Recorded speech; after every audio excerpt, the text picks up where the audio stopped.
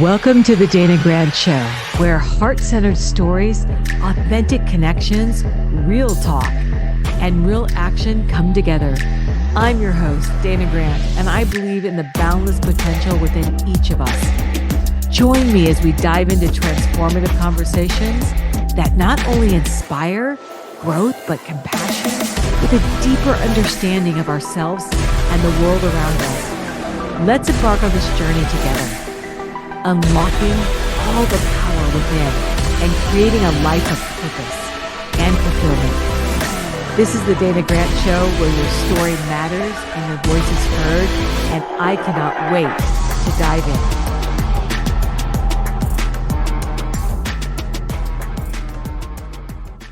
Welcome back to the Dana Grant Show, where we are focused and centered on heart-driven conversations. And today I have Sharon Lechter here. And if you haven't known about this woman, you are, I don't know what planet you're on. Because if there was a woman who could have an award for the amount of awards that she's achieved, not only in literacy, publishing, children's awards, I mean, I've got 19 pages of awards. It's incredible. You welcome. I am so thrilled to have you here. Thank you, Dana. I'm honored to be here.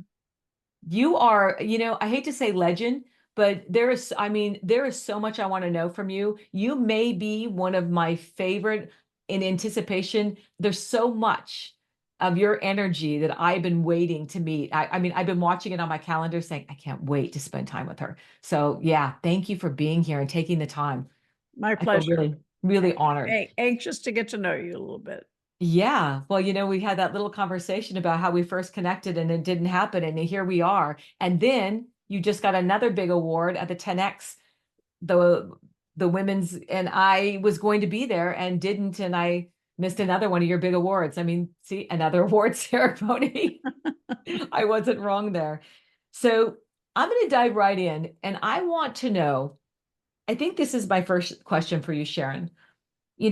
Your career in financial literacy kind of leads everywhere that in all your accomplishments, it's about financial literacy. And it's impacted, I mean, millions of people, not just by your books, but by your education, being a CPA, and I'm going to come back and wrap around like a little bow around that, but I'm just going to dive right in. Can you tell us where your passion came from, where your connection came from, where you just were so passionate about this?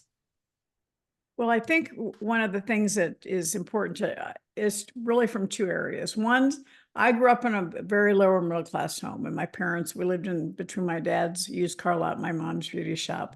And we had rental properties that I had to actually scrub out between tenants, and we had orange groves with cash flow. So we actually talked about money at dinner. We talked about assets. We talked about the importance of income producing assets.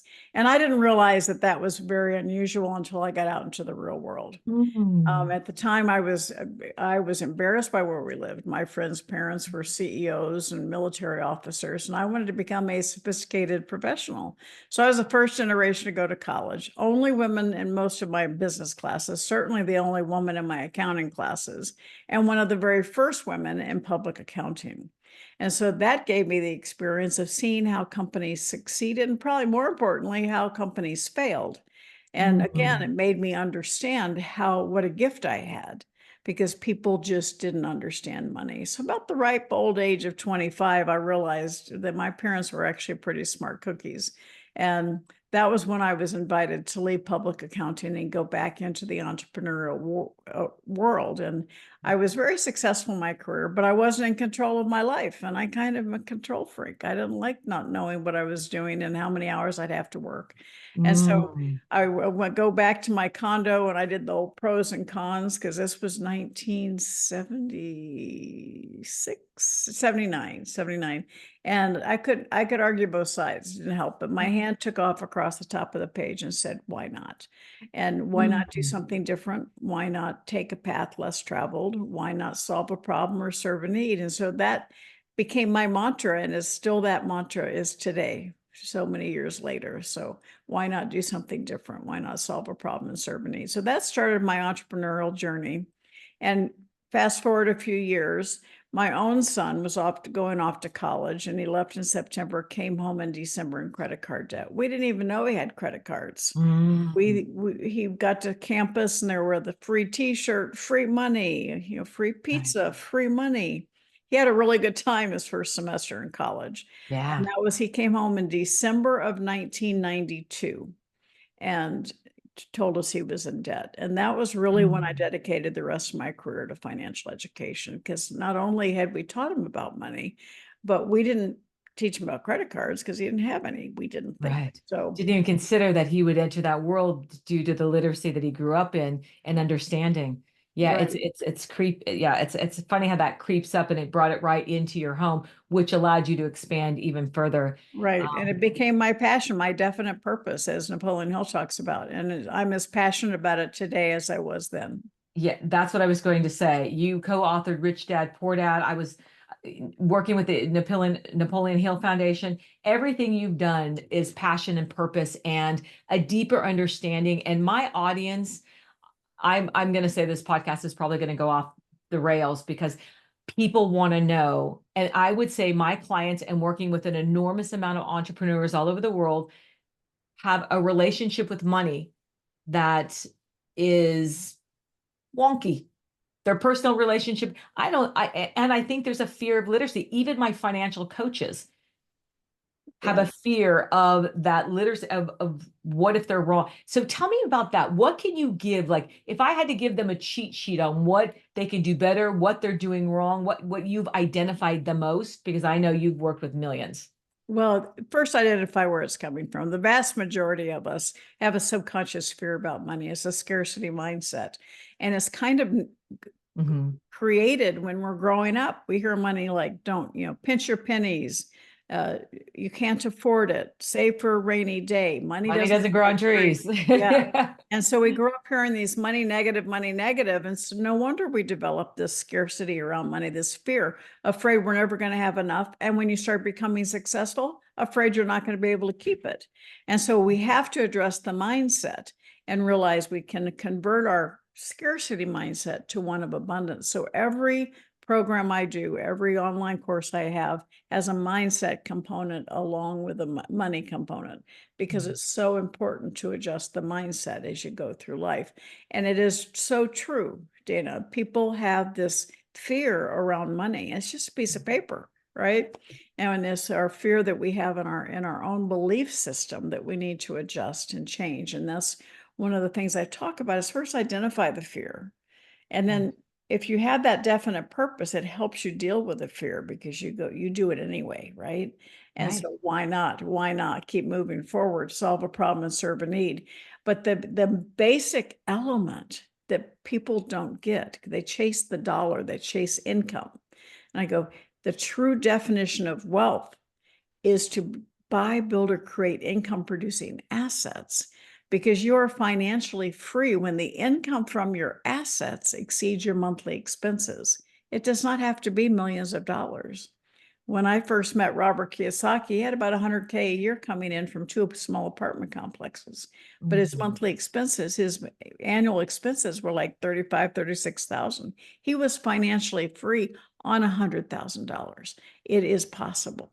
Today, those numbers have to be a little higher, but it's really important for people to really focus on what you can do to create income producing assets, because they become your employees. They work for you 24/7 without the personality problems. So truly the secret to financial independence, the secret to wealth, financial freedom is assets. And I say assets are sexy.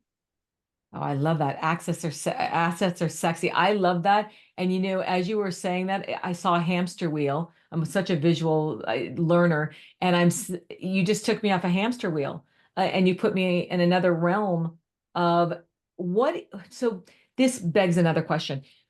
What if someone's late to the game and they haven't done that? Is it ever too late for them to start investing in assets and build? So let's say I'm turning, another milestone, just another milestone birthday.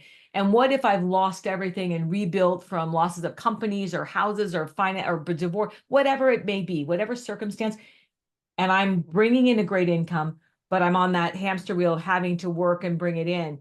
What would be my pivot? What would I do? And is it too late? It's never too late to start investing in assets. It's never too late to take control of your financial life. The first step is to figure out where you are. And even if the picture is bleak, you're going to feel empowered because you took the action to figure out where you are, and then chart the course on how to get to where you deserve to be. And that's, the element is taking that first step is oftentimes the hardest. Understanding that you need to do something different. So many of us, we get complacent because we're in this comfortable pattern, and true success is outside your comfort zone. So taking that first step is usually the hardest, and then find those ways that you can start a business on the side where you can start investing in assets. And it's never too late to get started. Wow. When you said, I almost want to go back and say what 3 tiers of building the asset, because I think that's going to be like one of those gifts that people play and it just says it over and over again. Let's recap that. I'm rewinding because there was something that was pure gold when you said that. Not only the literacy and it's never too late and refocusing, but let's go back to what you said about the wealth working for you. Can you recap that again? Well, certainly. I'll bring in the codification of our second book in Rich Dad series, Cash Flow Quadrant. So it's a quadrant, and on the left side is top corner is E for employee, bottom left corner is S for self-employed. Yeah. And the left side of the cash flow quadrant, employee and self-employed, that's all you working for money. You're exchanging time for money. That's what school teaches us to do. Yeah. The right side of the quadrant, the top one is B. Right. And the bottom one is I. B for business owner. You own a business. That means that your systems and your other people are working for you. I, as an investor, your money is working for you. The right side of the quadrant is where assets are found. This is where you get your time back. Your assets are working for you, so you don't have to. Too many people think they are a business owner, but they really own a job, because your business is totally dependent on them. You want to build the systems and the foundation for your business so that it becomes an asset. If you have to leave for a few months and come back, the business is stronger than you left. And that right side of the quadrant is my superpower. I help people move from the left to the right of the quadrant. And it's so important for people to identify. I still make money out of all 4 quadrants. I'm an employee of my own company. I'm a speaker, so I get paid for my time speaking. And I have multiple businesses and my investments. I make far more money on the right side. And at the end of the day, the amount of money you can make on the left side is finite because there's only so many hours of the day, so many days in the week. The amount of money you can make on the right side of the quadrant is infinite. Assets, just more assets working for you. And that's why I say assets are sexy. And the older you get, the sexier they become. That was explained more brilliantly than the first time. And it was the same way, but delivered more digestible, because I think I have so many people that are in this position and I coach them through this position and shifting them. And so I guess the question next would be, what would be the first step they can take from that bridge of here I am, and I'm going to move to the asset area? What would be my first move that I need to know outside of what you said first was know where you are, Yeah, the main categories of assets: businesses, real estate, paper, stocks, bonds, mutual funds, intellectual property, which is a big one. Nobody has your successes. Nobody has your failures. So you know stuff that can help other people. So share it, write it down, write a book, create a program. Intellectual property is the quickest way to make money through an asset, because you're sharing your knowledge and your expertise so people can access it 24/7. They don't have to be in front of you to talk to you. They can learn from you. So intellectual property happens to be a big one. I've written 28 books. I have multiple online courses so that I have information people can access from me in the place they want to be when they want it. And that's the beauty of having intellectual property assets. Rental real estate is a huge opportunity for creating assets. Stocks, bonds, and mutual funds, of course. And Right. so a typical financial advisor will tell you to diversify among paper assets. I teach diversification amongst asset categories, businesses, real estate, stocks, bonds, and mutual funds, commodities, gold, silver, right? Intellectual property. And of course, today you have digital assets. So it's really important to digital currency to have that diversification, because when we have a depression or a recession like we've had, if you have all asset categories, it helps you get through it. And what if they don't know and they've never experienced any relationship to investing and they don't know anything about that world? What advice would you give them? Well, educate yourself. Educate yourself. Figure out which one of those feels the most intriguing to you. Do a little education, studying it. There are people out there that offer. I have a money mastery course that helps people get through the process of how to get out of debt, how to understand Mhm. assets, how to start choosing an introduction to each of those levels. Because the first step you want to take is a little win. I tell you, you want little wins. If Yeah. people see this and they have this giant BHAG they call big, hairy, audacious Yeah. goal, but you're not going to get there without taking the first step. So have benchmarks along the way and celebrate every step in the right direction. I love that. You know, I was looking down at all your books. I mean, it's impossible to, I mean, our whole podcast could be me listing off your books and awards on books. But your last book was in 2021 and it was Exit Rich. Yes, Exit Rich. Actually, I have a new one since then called How Money Works for Oh, Women, yeah, which I'd yep, love to yeah. talk to you That's the about. one I actually have. I can't, I Yeah, was yeah. focused on this one and then I do, that's the Exit one I have that, Exit love that Rich, one. yeah, Exit Rich is a great book, and it talks Yes. to you. I did it with Inc. magazine. And it talks about how to take your successful business and make sure it's sustainable, scalable, and saleable. Too Mhm. many people focus on their product and their profits, and they don't build the basis of their business, the foundation of their business. And so when they get a lot of success, they fall apart because they don't have the systems in place. And Right. so I teach through the book Exit Rich how to make sure you're building a business that is duplicatable, scalable, and saleable. What do you think the first thing, I'm gonna just home in on women here. Um, what would you say their biggest challenges with not only creating wealth and this process and identifying, but making it sustainable for They them? actually put their head in the sand. There's a stat that kind of says it all. 80% of men die married. 80% of women die single. It's a pretty scary stat. And the problem is most women Wow. kind of give up responsibility about money. They don't take control of it. And that's something that why I wrote this book, How Money Works for Women, take control or lose it. And I have avatars in there for Mm. women from every decade of life, from 19 to 86.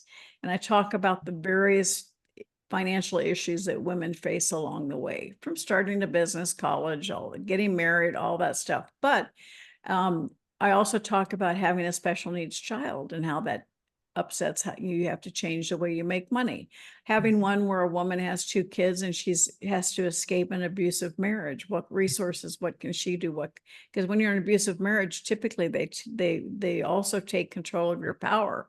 You don't Right. have control of any money, and so it's a financial abuse as well as domestic abuse.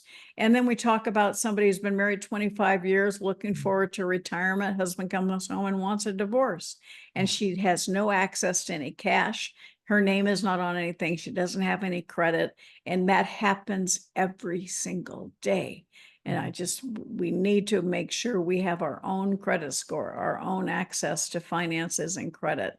And then there's one been married 30 years, husband dies, no problem in the marriage, but she had her name on nothing. And so she totally left adrift trying to get access to information. And so Right. it's really important for women to take control of their own financial lives. And it doesn't mean you don't love your husband, just means that you are paying attention and you're establishing your own credit score. I love this so much. And I coach women in all ages and all and all financial levels, where they all feel emotionally the same way, a little helpless, a little powerless over money because they don't have the knowledge on, and they've never done it. Whether they go through a divorce and have 20 million, they still feel it's not enough, or they come out of some and have nothing and they're starting over and they're like, I don't know where my rent is going to come from. Um, I also know that you kind of reinvented, and I kind of homed in on this, the and you if for a new generation, Rich Dad Poor Dad. Tell me about reinventing that and how that's going to serve this next generation. Well, I think you're talking about my Think and Grow Rich and the book Outwitting Yeah, the Devil. Yeah, Outwitting the yeah, Devil was actually Napoleon Hill wrote Think and Grow Rich in 1937. yes. It was after 25 years of working on it. And he was frustrated because he said, here I've written this thesis of success, and people read it and do nothing because fear Mm, holds us back. We self-sabotage. And so in 1938, he sat down and wrote this manuscript called Outwitting the Devil.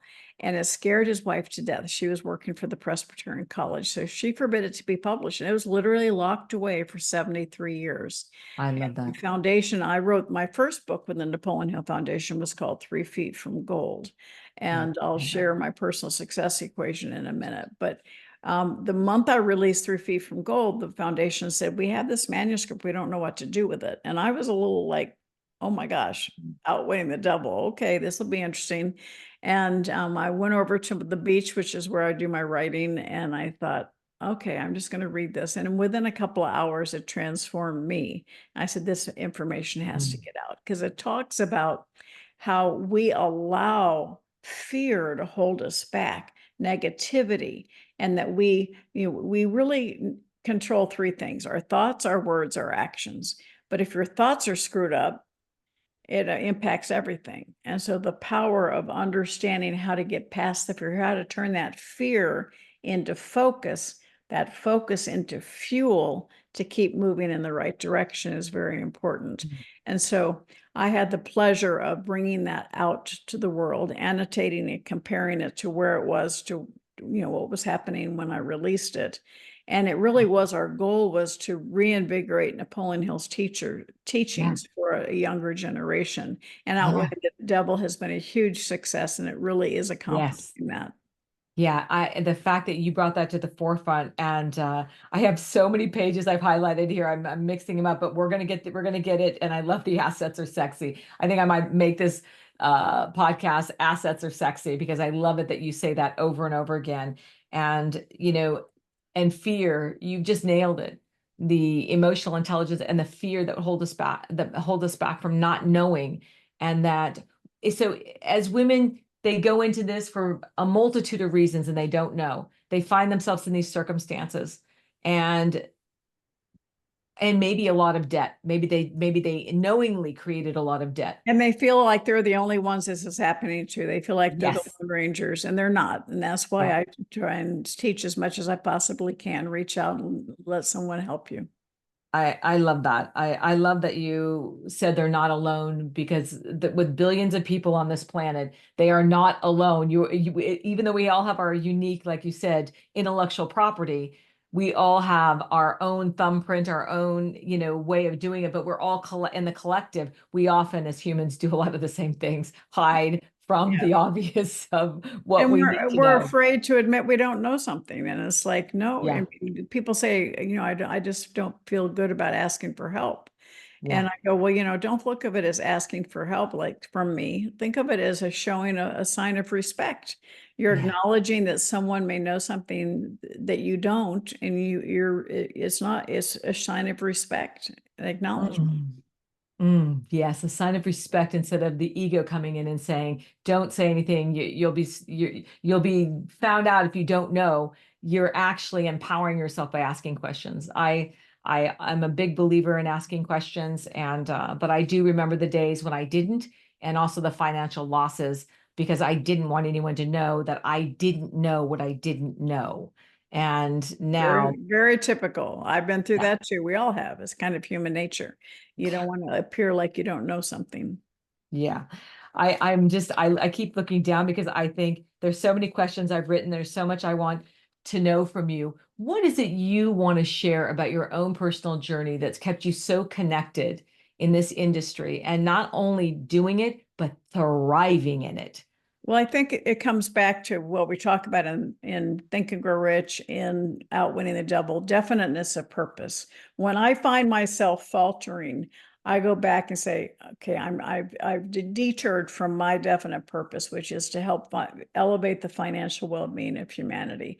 And it brings me back center focused, solving a problem and serving a need. And I think it's really important in Outwitting the Devil, we talk about having that definiteness of purpose, Yeah. mastery over self, dedicating yourself to doing what you need to, Mm. learning from adversity, and then very important, controlling your environment. What are you allowing in your space? What are you listening to? What are you reading? Who are you hanging out with? Are you with people who want you to succeed and they're supporting you, or are there people that are kind of holding you back? And then also, are you investing your time or are you spending your time?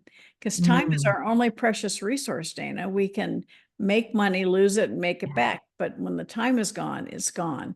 And so those elements all work alongside the personal success equation, which I released in my Yeah. book, 3 Feet from Gold. Yeah. And that formula, you can go to personalsuccessequation.com and get a workbook that I've created. That's my gift to your viewers. Oh, I love that. Thank you. Yeah, personalsuccessequation.com. And it really, the formula is P plus T, passion plus talent. And that's all about you. My passion came from anger, but a lot of times is love, do what you love what you do. So your passion and your talent, your experience, your education. I had many years in publishing, many years in accounting. So I could combine my passion, my talent, but most of us stop there because we think we have to do everything on our own. And Right. that's absolutely not accurate. Your passion, your talent, then you find the right people to surround yourself with, the right mentor, people on your team who are strong where you are weak. That power of association, I can attribute every bit of my success to having the right people around me, the right Mm. mentors. And then times A, taking the right action. How many times do we know what we're supposed to do? We just don't do it. Yeah. And then all of it, P plus T times A, all of it wrapped with a big plus F, faith. Having faith in yourself, having faith in what you're doing, having faith that is needed and necessary, and having faith that you will succeed. But too many times that faith is fear. Yeah. And that's what holds you back. And so I use that formula in every interview I do, every speech I give, and with every one of my high-level mentoring clients. And it's usually the power of association Right. and the faith that need the most work. And they go hand in hand. When you have the right people around you, the right mentor, you'll have a bad day. You can stay down there for a little bit, but the right people around you are not going to let you stay there.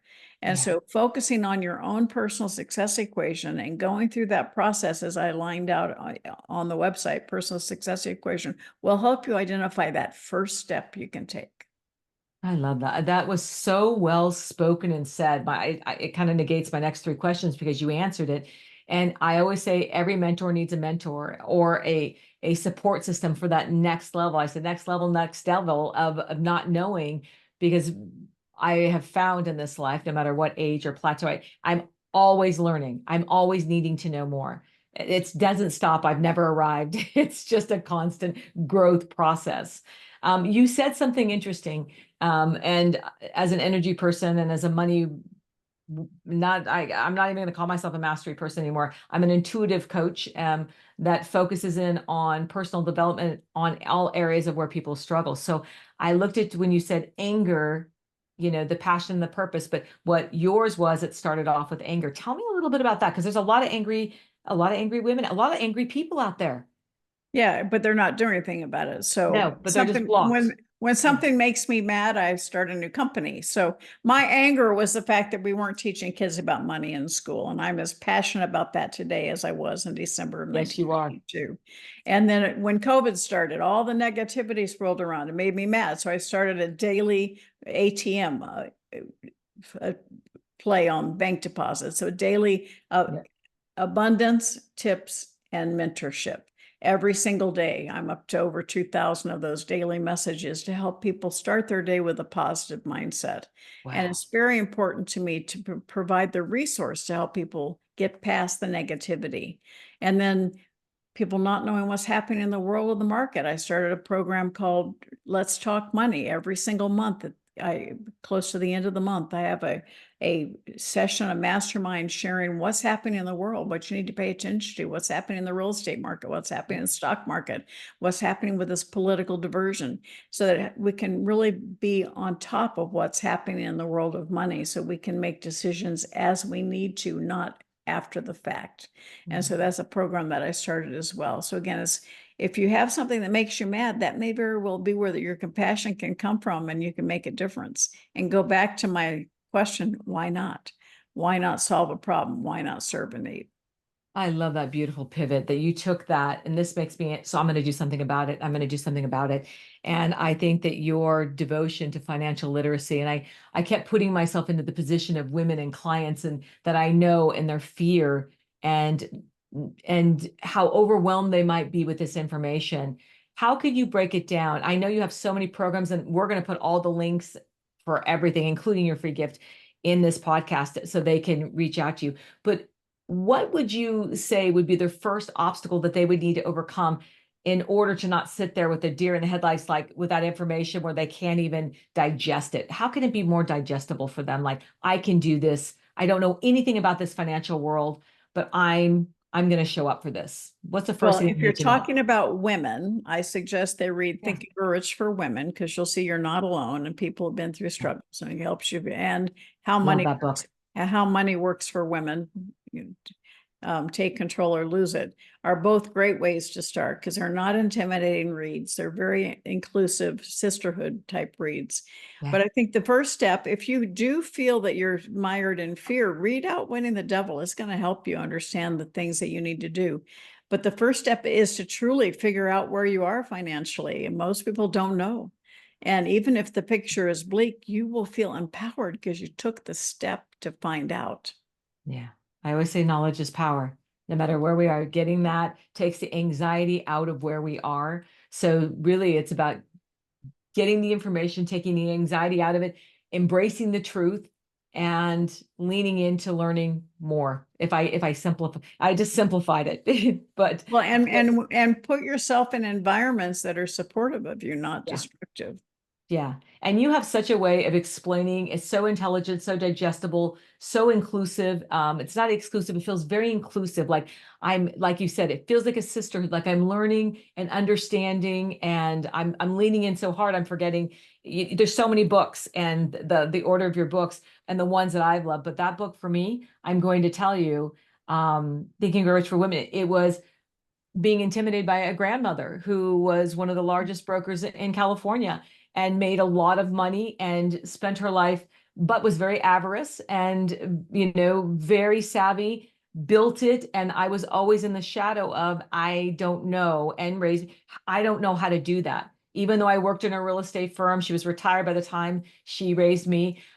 I always had the stories in my head, never buy a new car, always invest in property. It strangled my financial. I was terrified of money, and I was abundant. A lot of money would come in my hands, but it would also go through my hands where I would say, I'm not good with money, because she was so great with money. And I had identified I'm not great with money because I didn't think I could do it her way. What Well, would you and say to, yeah, that's part of it, is because you've got that fear, you got to deal with the fear first. yeah, And you got to find somebody who's doing it where I can do that. And that's the power of Thinking Growth for Women, because yeah, I have over 300 women in the book. And it's like one person you say, oh, I can't relate to that. But the next one go, oh yeah. my gosh, I could Yeah, do think that. yeah, Think and Grow Rich for Women. When I read that, I knew that was my sisterhood. That was my book, and it took the shame out of my story. It's going to be in my new book. Um, everything, every step of what you've done has been a stage in my financial literacy where I took knowledge. I got the knowledge because I took ownership and accountability of where I was, and I was so afraid to let people know how successful I was and how much money I had made, and I did not know how to handle it. And now I scream it from every platform because I don't want women to feel alone. And I want them to know there's something that can be done.